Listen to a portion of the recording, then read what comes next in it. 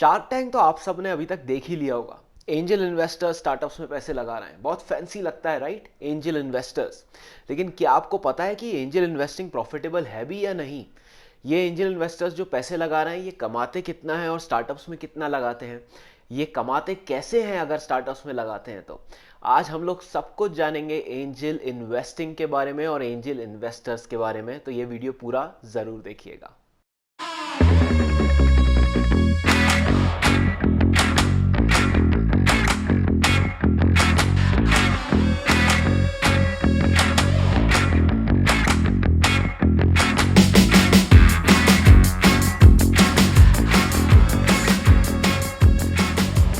हे दोस्तों, welcome to this video. जैसा कि आप सब अभी तक जान ही चुके होंगे कि ये वीडियो है एंजल इन्वेस्टर्स के ऊपर, और स्पेशली शार्क टैंक के आने के बाद तो मुझे बहुत सारे लोगों ने क्वेश्चंस पूछा है कि आखिर एंजल इन्वेस्टर्स कमाते कैसे हैं। तो आज हम इन वीडियो में बात करेंगे कि एक एंजल इन्वेस्टर सबसे पहले होता क्या है, वो कमाते कैसे हैं, क्या आप एंजल इन्वेस्टर बन सकते हैं या नहीं, अगर बन सकते हैं तो कितने पैसे होने चाहिए कि आप स्टार्टअप में इन्वेस्ट करें, राइट।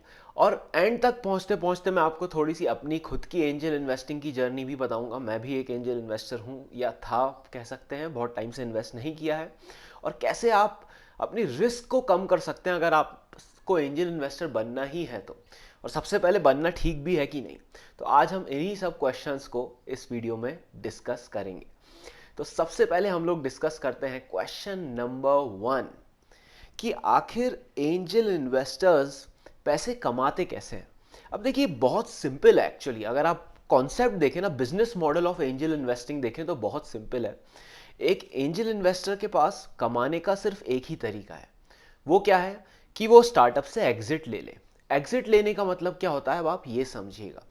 एग्जिट लेने का मतलब होता है कि अगर मैं एक एंजल इन्वेस्टर हूं तो मैं यूजुअली स्टार्टअप्स में इन्वेस्ट करता हूं, राइट। मेरे पास जब मैं किसी स्टार्टअप में पैसे लगाऊंगा तो मुझे स्टार्टअप के शेयर्स मिलेंगे, और एग्जिट लेने का मतलब है कि कोई उन शेयर्स के बदले मुझे उन शेयर्स की कीमत के बराबर की पैसे दे देगा। इसका मतलब मैंने एग्जिट ले ली, मतलब वो शेयर्स पैसों में कन्वर्ट हो गए। बहुत सिंपल। तो एंजल इन्वेस्टर के पास कमाने का सिर्फ एक ही तरीका है कि वो स्टार्टअप से एग्जिट ले ले। लेकिन अब बहुत सारी चीज़ें डिपेंड करती हैं कि वो कितना पैसा कमा रहा है या फिर फ़ायदे में भी है कि नहीं। फॉर एग्जाम्पल, अगर आपने 5 करोड़ में इन्वेस्ट किया तो जब आप एग्जिट ले रहे हैं तो स्टार्टअप का वैल्यूएशन ज़्यादा होना चाहिए। अगर स्टार्टअप का वैल्यूएशन 5 करोड़ से कम हुआ तो आपको लॉस हो जाएगा। तो अगर मैंने 5 लाख डाले हैं आज और कल स्टार्टअप की वैल्यू डबल हो गई तो मुझे 10 लाख मिल सकते हैं। अब ये भी डिपेंड करता है कि स्टार्टअप की वैल्यू कितनी ज़्यादा बढ़ेगी। कोई कोई स्टार्टअप्स जो होते हैं वो यूनिकॉर्न बन जाते हैं, तो आपको बहुत ज़्यादा रिटर्न भी मिल सकता है। कभी कभी इन्वेस्टर्स को 1000 गुना 1000 गुना रिटर्न भी मिलता है। मतलब आप 2 लाख रुपए लगा रहे हो और 1000 गुना कितना होगा, 2 लाख का 20 करोड़, 200 करोड़। कैलकुलेट कर लो, बहुत होता है यार, है ना। कभी कभी स्टार्टअप्स इतने ज़्यादा सक्सेसफुल नहीं हो पाते, तो आपको 3 से 10 गुना का भी रिटर्न मिल सकता है, राइट। तो हम सब कुछ डिस्कस करेंगे, हम एक यूज़ केस की स्टडी भी करेंगे कि मान लीजिए आप इन्वेस्टर हैं और पैसे लगा रहे हैं तो कैसे वो हो, कैसे आप कमाएंगे, राइट। और मैं आपको एक और चीज़ बताता हूँ, इन्वेस्टर्स के पास अर्न करने का एक और तरीका होता है, वो होता है रॉयल्टी। और रॉयल्टी मतलब इंडिया में इतनी फेमस नहीं है, लेकिन अगर आपने शार्क टैंक यूएसए का देखा होगा या ब्रिटेन का शार्क टैंक देखा होगा, ब्रिटेन में शायद शार्क टैंक लायंस डैन नाम है, ऐसे ही कुछ है, ब्रिटेन या ऑस्ट्रेलिया का, बट या बाहर के शार्क टैंक में इन्वेस्टर्स आपने देखा होगा वहाँ पे रॉयल्टी बेस्ड मॉडल भी चलते हैं। अब ये क्या होता है, अब देखिए, एक एंजल इन्वेस्टर एक स्टार्टअप से प्रॉफिट नहीं लेता है ना, प्रॉफिट शेयरिंग नहीं कर सकता। इंडिया में तो ऐसा नहीं होता है। तो आप सिर्फ तभी फायदे में रहते हैं एज एन एंजल इन्वेस्टर जब आपको एग्जिट मिलती है। एक और तरीका ये होता है कि आप उस स्टार्टअप से रॉयल्टी ले। रॉयल्टी क्या होती है, मान लीजिए स्टार्टअप प्रोडक्ट बेस्ड स्टार्टअप है और कुछ बेच रहा है, मान लीजिए साबुन बेच रहा है स्टार्टअप। तो रॉयल्टी ऐसी होती है कि हर साबुन की टिकिया जो स्टार्टअप बेचेगा, आपको उसमें से कुछ परसेंटेज शेयर मिलेगा एज एन इन्वेस्टर। मान लीजिए 1% मिलेगा आपको उसमें से, या 10% मिलेगा, किसी एक या तो फिक्स टाइम तक या एक फिक्स्ड अमाउंट तक, राइट। तो एक ये भी मॉडल होता है एंजल इन्वेस्टर के कमाने का, लेकिन इंडिया में रॉयल्टी बेस्ड मॉडल नहीं चलते हैं। आपने देखा ही होगा शार्क टैंक में अभी जो अपना भी चल रहा है, उसमें ज़्यादातर सारे ही इक्विटी बेस्ड हैं या फिर डेप्ट बेस्ड हैं, कि आप किसी को लोन दे दो फिर वो आपको इंटरेस्ट के साथ वापस कर दे। लेकिन उसमें कोई इतना बड़ा फ़ायदा नहीं होता है। मेन जो फ़ायदा इन्वेस्टर्स को होता है वो इक्विटी में ही होता है। और रॉयल्टी बेस्ड मॉडल यहाँ चलता नहीं है। लेकिन आप शार्क टैंक यूएस ज़रूर देखिएगा, उसमें कुछ कुछ डील्स रॉयल्टी मॉडल पे भी हुई हैं। इनफैक्ट काफ़ी प्रोडक्ट कंपनीज की डील रॉयल्टी मॉडल्स पे हुई हैं। तो एक ये भी तरीका होता है, लेकिन इंडिया में नहीं होता, तो हम इसको डिस्कस नहीं करेंगे। अब किसी भी स्टार्टअप के सक्सेस होने में, या अब स्टार्टअप का सक्सेस होना और एंजल इन्वेस्टर का पैसे कमाना एक ही है, तो ये मैं इंटरचेंजेबली यूज करूंगा, राइट। इसमें देखिए 4 फैक्टर्स होते हैं। नंबर 1, सक्सेस रेट क्या है इंडिया में स्टार्टअप्स का, मतलब कितने स्टार्टअप्स खुलते हैं और कितने सक्सेसफुल होते हैं, राइट। नंबर 1 इस पे डिपेंड करता है। नंबर 2, आपने कितने स्टार्टअप्स में इन्वेस्ट किया है, उस पर भी डिपेंड करता है, क्योंकि आप जितने ज़्यादा स्टार्टअप्स में इन्वेस्ट करेंगे चांसेस उतने ज़्यादा बढ़ जाएंगे कि उनमें से कोई एक सक्सेसफुल स्टार्टअप निकल जाए, राइट। तो इस पे भी डिपेंड करता है। नंबर 3, उस स्टार्टअप का वैल्यूएशन कितनी जल्दी कितना बड़ा है, राइट, वो भी डिपेंड करता है। और नंबर 4 है कि आपको एग्जिट कब मिलती है स्टार्टअप से, मिलती भी है कि नहीं मिलती है। अब कभी कभी क्या होता है ना, एग्जिट वर्ड सुन के ऐसा लगता है कि जितनी जल्दी एग्जिट मिले उतना फ़ायदा है, लेकिन नहीं, ऐसा नहीं है। मान लीजिए कोई, आपने फ्लिपकार्ट में इन्वेस्ट किया शुरू में, अब जब फ्लिपकार्ट की वैल्यू $10 मिलियन हुई तो आपने उसमें से एग्जिट ले लिया, आपको एग्जिट मिल गई, किसी और इन्वेस्टर ने आपके शेयर्स खरीद लिए, राइट। लेकिन क्या ये वो फायदेमंद था? बिल्कुल नहीं, क्योंकि आगे चल के फ्लिपकार्ट की वैल्यू तो और बढ़ गई ना, वो तो $1 बिलियन कंपनी बन गया और आप तो उसमें से जल्दी एग्जिट कर गए। तो क्या टाइमिंग है आपकी एग्जिट की, वो भी बहुत इंपॉर्टेंट है आपके एज एन एंजल इन्वेस्टर, आपके फायदे के लिए, राइट। तो अब हम ये डिस्कस करेंगे कि कैसे, एक केस स्टडी करते हैं कि कैसे एक एंजल इन्वेस्टर एक्चुअली कमाता है और कितना कमा पाता है, राइट। अब एक और चीज़, मैं कैलकुलेशंस में जाने से पहले, थोड़ी सी कैलकुलेशन होंगी इस सेक्शन में वीडियो के, लेकिन एक और चीज़ मैं आपको बताना चाहूँगा कि एग्जिट कैसे होती है एक स्टार्टअप में, एक एंजल इन्वेस्टर की क्या तरीके होते हैं एग्जिट करने के। नंबर 1, एक तरीका तो यह है कि आपके शेयर्स वापस स्टार्टअप खुद ही खरीद ले, राइट। नंबर 2 है आपके स्टार्टअप को कोई अक्वायर कर ले, आप न्यूज़ में देखते होंगे बहुत होता है ऐसा कि किसी स्टार्टअप को किसी ने अक्वायर कर लिया, राइट। और नंबर 3 ये है कि स्टार्टअप का आईपीओ हो जाए। अगर आईपीओ हो जाएगा तो आप अपने शेयर मार्केट में आराम से बेच सकते हो पब्लिक को, राइट। और एक और तरीका ये है कि कोई दूसरा इन्वेस्टर आपके शेयर्स खरीद ले। यूजुअली क्या होता है ना, जैसे जैसे बड़े इन्वेस्टर्स आते जाते हैं ना स्टार्टअप में, series A B C D round करते हैं, तो बड़े इन्वेस्टर्स क्या करते हैं ना, जो भी छोटे शेयर होल्डर्स, छोटे इन्वेस्टर होते हैं जो शुरू में आते हैं, उनको एग्जिट देते जाते हैं, क्योंकि उससे क्या होता है ना, हौश पौश नहीं होता आपकी कंपनी के स्ट्रक्चर में। तो ये एग्जिट के तरीके होते हैं, 4 तरीके मैंने आपको बताया ना। अब शुरू करते हैं एक यूज केस, एक कैलकुलेशन बेस्ड यूज केस, अगर आप एंजल इन्वेस्टर हैं तो। अब जैसा मैंने बताया था, आपका प्रॉफिट की चांसेस डिपेंड करती हैं कि इंडिया में स्टार्टअप का सक्सेस रेट क्या है। अब कोई कोई लोग बोलते हैं 90% है, कोई बोलते हैं 99% है। 90% सक्सेस रेट मतलब हर 10 में से एक स्टार्टअप सक्सेसफुल होता है, राइट। 99% सक्सेस रेट मतलब, सॉरी, 90 फेलियर रेट 99% है स्टार्टअप का। 99% फेलियर रेट मतलब 100 में से एक स्टार्टअप ही सक्सेसफुल हो पाता है। तो हम मान लेते हैं, और ये बाय फेयर भी होगा, कि इंडिया में स्टार्टअप का जो सक्सेस रेट है वो 2% के आसपास है। मतलब हर 50 में से सिर्फ एक ही स्टार्टअप सक्सीड हो पाता है, बाकी फेल हो जाते हैं। अब सक्सीड मतलब से मेरा मतलब क्या है? सक्सीड से मेरा मतलब है कि उस स्टार्टअप की वैल्यू बढ़ जाए, इतनी बढ़ जाए कि कम से कम एज एन इन्वेस्टर आपको 3 गुना से 15 गुना तक तो रिटर्न मिल पाए, इतना तो कम से कम हो जाए, राइट। और ये ट्रेंड भी है मार्केट का। अगर आप एग्जिट ले रहे हैं ना, तो 3 से 15, फॉर एग्जांपल जो मेरा लास्ट स्टार्टअप था Z2P, उसमें जो इन्वेस्टर्स को एग्जिट मिली थी उनको 16 गुना की मिली थी, 16x। मतलब जब उन्होंने इन्वेस्ट किए थे, मान लीजिए अगर किसी ने 10 लाख इन्वेस्ट करें तो उनके पैसे 16 गुना हो गए थे 4-5 साल में। 16 गुना मतलब कितना होता है? 1.6 करोड़ के आसपास, राइट। हाँ, तो ऐसा कुछ समझ लीजिए। तो 3 से 15 गुना आप मान लो कि अगर एग्जिट स्टार्टअप में वैल्यू, उसकी वैल्यू रेज हो रही है तो सक्सेसफुल एग्जिट होती है। इसको होम रन भी बोलते हैं और एक ग्रैंड स्लैम रन बोलते हैं। ग्रैंड स्लैम मतलब क्या होता है? कोई कोई स्टार्टअप्स ऐसे होते हैं जिनकी वैल्यू बहुत ज़्यादा बढ़ जाती है, 1000 गुना बढ़ जाती है। वो होते हैं जैसे कि आप यूनिकॉर्न्स हो गए, फ्लिपकार्ट, अमेजोन। तो इनको इनको तो ढूंढने की चांसेस और भी कम है। ये तो मैं बोलूँगा 500 में से कोई एक स्टार्टअप ऐसा होता होगा जो यूनिकॉर्न बनता है। तो आप उसमें इन्वेस्ट कर पाओ, इसकी चांसेस और भी ज़्यादा मुश्किल है, राइट। तो अब हम अपनी कैलकुलेशन स्टार्ट करते हैं। सक्सेस रेट हम पकड़ेंगे कि 2% है, मतलब 50 में से सिर्फ एक ही स्टार्टअप सक्सीड होता है। अब मान लीजिए आप एक एंजल इन्वेस्टर हैं, राइट। कैलकुलेशन आपको स्क्रीन पे दिखती जाएगी। अब एवरेज टिकट साइज, एक एवरेज टिकट साइज जो एंजल इन्वेस्टर इन्वेस्ट करता है, मान लेते हैं वो 20 लाख रुपए, 20 लाख रुपए वो स्टार्टअप में इन्वेस्ट करता है। अब मान लीजिए आपने 50 स्टार्टअप्स में इन्वेस्ट किया, तो कितना हो गया? अगर आप 20 लाख हर स्टार्टअप में इन्वेस्ट कर रहे हैं तो 20 लैक्स इंटू 50, मतलब 10 करोड़ टोटल आपके पास फंड्स होने चाहिए। आपने 50 स्टार्टअप में इन्वेस्ट किया। अब मान लेते हैं उनमें से एक स्टार्टअप अच्छे से सक्सेसफुल हो जाता है। अच्छे से सक्सेसफुल मतलब आपको उसमें 15 गुना रिटर्न मिल जाता है। तो आप कैलकुलेट करते हैं कि आपको कितना एक्चुअली उसमें से आपकी कमाई हुई है, कितना प्रॉफिट हुआ है। तो मान लीजिए आपने एक स्टार्टअप में 20 लाख रुपए डाले और अब उसकी वैल्यू 15 गुना हो गई है, तो वो कितनी हो जाएगी? 3 करोड़। लगता है ना कि बहुत ज़्यादा कमा लिया, और कमा ही लिया है यार। 15 गुना 4-5 साल में अगर आपने कमा लिया, कोई बुरा नहीं है। तो आपने 20 लाख डाले थे, लेकिन आपको 3 करोड़ मिले हैं। 15 गुना आपकी वैल्यू जंप हुई है। लेकिन क्या आप प्रॉफिट में हैं? जी नहीं, आप प्रॉफिट में नहीं है, क्योंकि आपने इन्वेस्ट तो 10 करोड़ करे थे ना स्टार्टअप में, और आपको अभी 3 करोड़ ही मिले हैं। तो आपका अभी भी आप 7 करोड़ के नेट लॉस में हैं।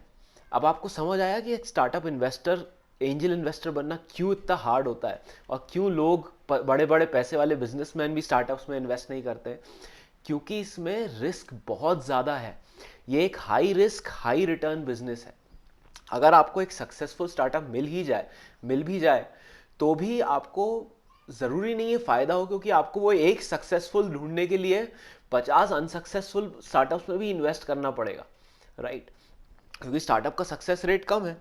तो अब आप सोचिए कि आपने 10 करोड़ इन्वेस्ट किए थे 50 स्टार्टअप्स में, उनमें से एक सक्सीड हुआ, अच्छा खासा सक्सीड हुआ, तो भी आपको कुछ 7 करोड़ का लॉस रहा, 3 करोड़ ही कमा पाया। अब आप प्रॉफिट में कब जाएंगे? अगर आपको कोई एक ऐसा स्टार्टअप मिल जाए जिसका वैल्यूएशन बहुत ज़्यादा बढ़ जाए, 50 गुना हो जाए। मान लीजिए आपने उसको 5 करोड़ था उसका वैल्यूएशन जब आपने 20 लाख रुपए इन्वेस्ट किए, और अब उसका वैल्यूएशन हो गया 250 करोड़, 50 गुना बढ़ गया। और होता है ऐसा स्टार्टअप्स का। उस केस में आपकी वैल्यू कितनी हो जाएगी? आपको उस केस में 50 गुना, आपने अगर 20 लाख अभी लगाएं तो आपको उसमें 50 गुना मिल जाएंगे। मतलब 20 लाख का 50 गुना लगभग 10 करोड़ के आसपास मिल जाएंगे। मतलब अब आप इवन आउट हो जाएंगे। जितने आपने इन्वेस्ट किया आपने उतने ही कमा लिया, अभी भी आप प्रॉफिट में नहीं हुए। अब आपको समझ आ रहा होगा कितना मुश्किल होता है एक एंजल इन्वेस्टर बनना, राइट। तो अभी भी आप प्रॉफिट में नहीं है, अगर आपने कोई एक ऐसा स्टार्टअप भी ढूंढ लिया जिसकी वैल्यू 50 गुना बढ़ गई। अब अगर आपकी किस्मत बहुत ही ज़्यादा अच्छी है, बहुत ही ज़्यादा अच्छी है, और आपने एक यूनिकॉर्न पे हाथ मार लिया कि भैया जब आपने इन्वेस्ट किया था तब वो 5 करोड़ का वैल्यूएशन था। मान लीजिए फ्लिपकार्ट, आप सचिन बिन्नी बंसल के दोस्त थे, और आपने 20 लाख उनके स्टार्टअप में, शुरू में जब उन्होंने स्टार्ट किया, पहला इन्वेस्टमेंट लिया, आपने इन्वेस्ट कर दिया उनमें 20 लाख 5 करोड़ के वैल्यूएशन में, और फिर वो यूनिकॉर्न बन गया। अब मान लीजिए आपने एग्जिट ले ली ऐसे किसी स्टार्टअप से जब उसकी वैल्यू कुछ 300 मिलियन डॉलर की हो गई, और होता है ऐसा वैल्यूएशन, आपने सुना ही होगा, 300 million dollar 500 million dollar startups का होता है। तो अगर ऐसा कुछ हो गया कि आपने 5 करोड़ उसका वैल्यूएशन था तब इन्वेस्ट किए 20 लाख, और अब उसका वैल्यूएशन 300 मिलियन डॉलर हो गया, मतलब 2100 करोड़ हो गया। 1 मिलियन डॉलर में 7 करोड़ होते हैं लगभग लगभग, राइट। तो आपके पैसे हो जाएंगे 20 लाख से 84 करोड़। और अगर आपको ऐसा कोई स्टार्टअप मिल गया, इसको बोलते हैं ग्रैंड स्लैम स्टार्टअप, जो अभी मैं आपको बता रहा था जिसमें वैल्यू 3 से 15 गुना इंक्रीज होती है, उसको बोलते हैं होम रन। ये इन्वेस्टर टर्मिनोलॉजी है। और जिसमें वैल्यू 1000 गुना इंक्रीज हो जाए, 100 200 250 गुना इंक्रीज हो जाए, उसको बोलते हैं ग्रैंड स्लैम रन, राइट। तो इसमें आपके 20 लाख 84 करोड़ हो जाएंगे, और अब आपका बहुत ज़्यादा प्रॉफिट होगा। लेकिन ये ढूंढना बहुत मुश्किल है यार, ये ढूंढना बहुत ही ज़्यादा मुश्किल है। क्योंकि आप देखिए जो नॉर्मल स्टार्टअप्स ही है ना, उनका सक्सेस रेट जैसे मैंने आपको बताया 50 में से एक ही सक्सेसफुल होता है, और यूनिकॉर्न्स यूनिकॉर्न्स तो 500 में से एक होते हैं। तो बहुत मुश्किल है, कि लक भी डिपेंड करता है। अब मैं समझता हूँ आप ये कैलकुलेशन तो समझ गए होंगे, राइट, कि एक एंजल इन्वेस्टर कैसे कमाता है। और अगर आपने एक स्टार्टअप में ठीक ठाक कमा भी लिया, तो भी आपने देखा कि आप पूरा प्रॉफिट में नहीं जाओगे जब तक आपको कोई एक ऐसा स्टार्टअप नहीं मिलता जो कि बहुत ही ज़्यादा हो, राइट। तो फिर अब आपके दिमाग में ये क्वेश्चन भी तो होना चाहिए कि फिर एंजल इन्वेस्टर्स यार इन्वेस्ट क्यों करते हैं जब इतना ज़्यादा रिस्क है। तो इन्वेस्ट करने की क्या ज़रूरत है? और जगह इन्वेस्ट करें, स्टॉक मार्केट में इन्वेस्ट करें, म्यूचुअल फंड में इन्वेस्ट करें, बॉन्ड्स में इन्वेस्ट करें, 50 जगह इन्वेस्ट करने की, स्टार्टअप्स ही क्यों, है ना? तो अब हम नेक्स्ट सेक्शन पे जाएंगे इस वीडियो के, और उसमें हम ये देखेंगे कि क्यों एंजल इन्वेस्टर्स आखिर एंजल इन्वेस्टर्स बनते हैं, राइट? और क्या आप एंजल इन्वेस्टर्स बन सकते हैं? तो ये हम देखेंगे इस सेक्शन में वीडियो के। तो अब सबसे मुश्किल काम सबसे पहले एक एंजल इन्वेस्टर के लिए होता है, वो होता है कि एक अच्छे स्टार्टअप को ढूंढ पाना। अब ये काम उतना आपके लिए, इस काम की मुश्किल बढ़ती जाएगी अगर आप खुद एक अच्छे एंटरप्रेन्योर नहीं है। वो कैसे, मैं आपको समझाता हूँ। मान लीजिए कुणाल शाह आपको पता है क्रेड के फाउंडर हैं। उन्होंने उससे पहले फ्री चार्ज फाउंड करी थी और उसको बेच दिया, मतलब सक्सेसफुली उन्होंने एक स्टार्टअप बना लिया। अब जब उन्होंने दूसरा अपना स्टार्टअप बनाया क्रेड, तो उसके सक्सेसफुल होने के चांसेस ऑब्वियसली काफ़ी ज़्यादा हैं। इनफैक्ट शॉर्ट ही सक्सेसफुल हैं, क्योंकि वो इतने अच्छे एंटरप्रेन्योर हैं तो उन पर भरोसा करा जा सकता है। लेकिन क्या वो जब पहला अपना राउंड इन्वेस्टमेंट का ले रहे होंगे क्रेड के लिए, तो क्या वो हर किसी एंजल इन्वेस्टर के पास गए होंगे? नहीं, वो सिर्फ अपने दोस्तों के पास गए होंगे। और उनके दोस्त कौन होंगे? उनके दोस्त वो होंगे जो पहले से खुद ही बहुत अच्छे एंटरप्रेन्योर्स हैं, उनकी बहुत अच्छी कंपनी है, राइट? तो कहने का मतलब ये है कि जब तक आप खुद एक एंटरप्रेन्योर नहीं हो, आप एक एंटरप्रेन्योर कम्युनिटी से बिलोंग नहीं करते और आप एक अच्छे एंटरप्रेन्योर नहीं हो, आपका उठना बैठना अच्छे एंटरप्रेन्योर्स में नहीं है, आपके लिए अच्छा स्टार्टअप ढूंढना और मुश्किल हो जाएगा। आपको कुणाल शाह जैसे फाउंडर्स नहीं मिल पाएंगे, आपको फिर छोटे फाउंडर्स मिलेंगे, उनमें से भी बड़े होते हैं, ऐसा नहीं है, मैं ये नहीं बोल रहा हूँ कि छोटे फाउंडर्स में से बड़े नहीं होते, लेकिन रेट ऑफ सक्सेस बहुत कम होता है। इसलिए आपने देखा होगा बहुत सारे बिजनेसमैन भी होते हैं, बहुत पैसे वाले होते हैं, धंधे वाले लोग होते हैं, लेकिन वो एंजल इन्वेस्टिंग नहीं करते। क्यों?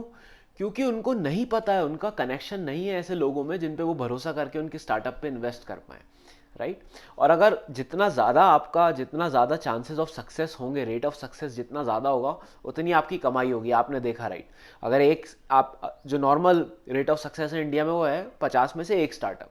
अगर आप अच्छे एंटरप्रेन्योर हैं तो हो सकता है आपके लिए रेट ऑफ सक्सेस हो 20 में से एक स्टार्टअप सक्सेसफुल होगा, क्योंकि आपके जो कम्युनिटी है, आपके जो दोस्त लोग हैं, वो खुद ही अच्छे एंटरप्रेन्योर्स हैं, राइट?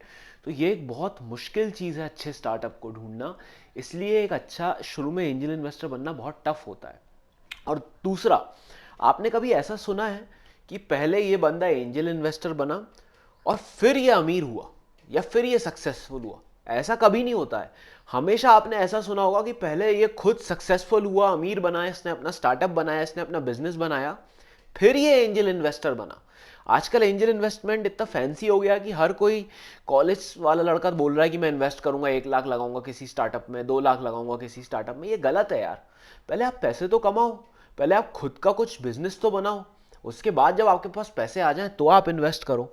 मैं आपको एक स्क्रीन पे ये फोटो दिखेगी, ये इंडिया के टॉप एंजल इन्वेस्टर्स हैं। आप इनमें सबको देख लो, रतन टाटा हो गए, मोहनदास पाई जी हो गए, स्नैपडील के फाउंडर्स हो गए, फ्लिपकार्ट के फाउंडर्स हो गए, इनमें कोई भी ऐसा नहीं है जो पहले एंजल इन्वेस्टर बनाओ फिर बाद में अमीर या सक्सेसफुल बनाओ।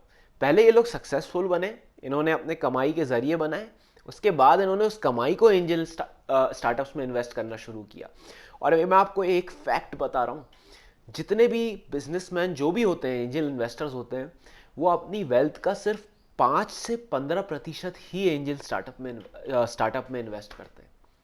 कितना कम, राइट? 15 भी बहुत ज़्यादा है, यूजुअली 5%। तो अगर मेरे पास 100 करोड़ रुपए है ना, तो मैं सिर्फ 5 करोड़ ही एंजल इन्वेस्टमेंट करूंगा, क्योंकि बहुत हाई रिस्क है ये। रिटर्न भी हाई है, मैं समझ रहा हूँ, हाई रिस्क हाई रिटर्न है, लेकिन रिस्क भी तो ज़्यादा है। तो मैं अपने 100 करोड़ को भाई ऐसा नहीं करूंगा कि हाई रिस्क है तो मैं 100 करोड़ में से 80 करोड़ इन्वेस्ट कर दूं स्टार्टअप्स में, ये सोच के कि भाई रिटर्न मिल जाएगा। 80 करोड़ डूब जाएंगे मेरे।